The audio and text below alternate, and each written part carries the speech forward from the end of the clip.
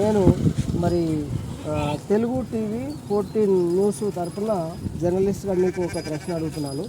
మరి నేను ఇంతకుముందే ఊర్లలో కొంత పెద్ద మనుషులను కలిసి ముఖ్యమైన లీడర్స్ చెప్పేసిన స్థలాలను పంట భూములను కబ్జా చేసినటువంటి వాళ్ళను ఏజెంట్లుగా పెట్టుకోవద్దు, వాళ్ళను అలో చేయొద్దు, పోలింగ్ బూత్ ఏజెంట్లు అలో చేయొద్దు, బయట పంపించని చెప్పిన.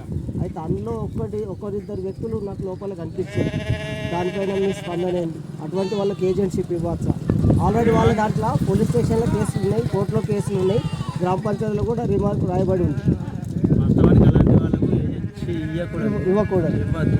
అలాంటి వాళ్ళకి కాదు, వార్డు మెంబరే కానీ సర్పంచే కానీ అట్లాంటి వ్యక్తులు ఓటుగా నిలబడే కానీ ప్రజలు రిజెక్ట్ చేయాలి. అది చాలా తప్పు. వాళ్ళ కోర్టులో సంతకాలు ఉన్నాయి, పోలీస్ స్టేషన్ సంతకాలు ఉన్నాయి, సిఐ దగ్గర సంతకాలు ఉన్నాయి.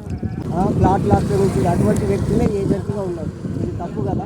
దీనిపైన పోలీసు వాళ్ళు, పోలింగ్ బూత్ స్థాయి వాళ్ళు, మండల ఎన్నికల సంఘం, జిల్లా కలెక్టరు, జిల్లా ఎన్నికల అధికారి వాళ్ళు చర్య తీసుకోవాలి. ఇంకా ముందు ఇలాంటి రిపోర్ట్ కాకుండా చూసుకోవాలి. ఓకే.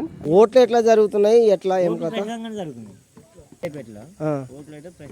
ఇంకా మరి కొందరు నేను ఒక పెద్దలకు కొందరు కలిసిన, ఒక 4-5 పెద్దలకు చెప్పి ఏం చెప్పినంటే, ఎవరైతే కోర్టులో పోలీస్ స్టేషన్లో గ్రామ పంచాయతీలో రిమార్క్ రాయబడిందో ఇతరుల యొక్క భూములను, పంట భూములను, ప్లాట్లను కబ్జా చేసి సరిహద్దురాలు పెరికివేసిర్రో అటువంటి వాళ్లకు పోలింగ్ బూత్లో ఏజెంటు స్థానం ఇవ్వద్దు, వాళ్ళను బయటకు పంపేయాలి, లోపలికి అలౌ చేయొద్దని చెప్పిన ఆల్రెడీ.